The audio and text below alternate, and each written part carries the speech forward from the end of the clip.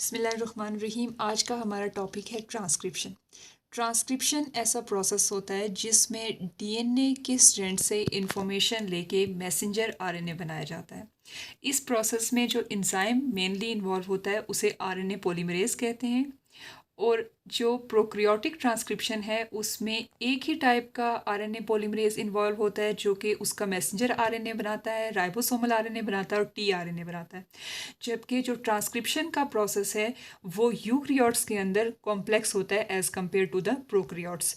जो eukaryotic transcription होती है उसमें 3 different type of RNA polymerase 3 different type of RNA बनाते हैं। जैसे राइबोसोमल आरएनए बनता है आरएनए पॉलीमरेज 1 से, आरएनए पॉलीमरेज 2 मैसेंजर आरएनए बनाता है और जो आरएनए पॉलीमरेज 3 है वो टीआरएनए बनाता है।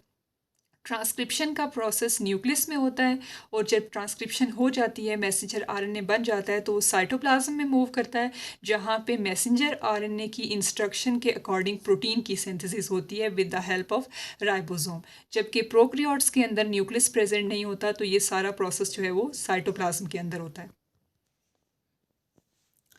जो ट्रांसक्रिप्शन होती है वो मैंने आपको पहले भी बताया है कि जो वो डीएनए जो मॉलिक्यूल है उसकी इंस्ट्रक्शन के अकॉर्डिंग होती है।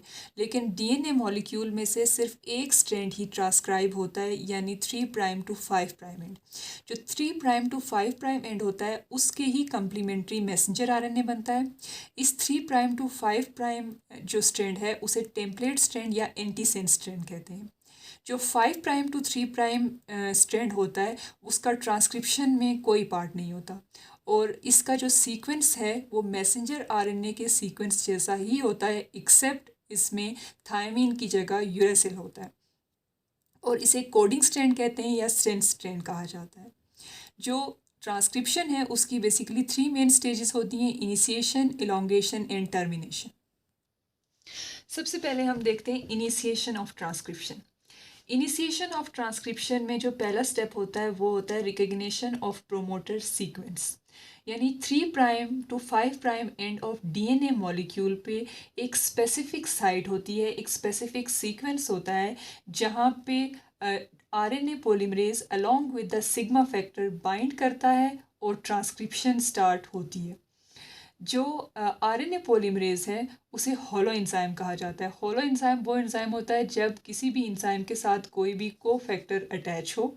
ठीक है, तो सबसे पहले जो आरएनए पॉलीमरेज है वो सिग्मा फैक्टर के साथ प्रोमोटर रीजन को रिकग्नाइज करता है। प्रोमोटर रीजन के बेसिकली 3 मेन एलिमेंट्स होते हैं। एक -35 रीजन यानी TTGACA, -10 region TATAAT TATA box और ट्रांसक्रिप्शन स्टार्ट साइट।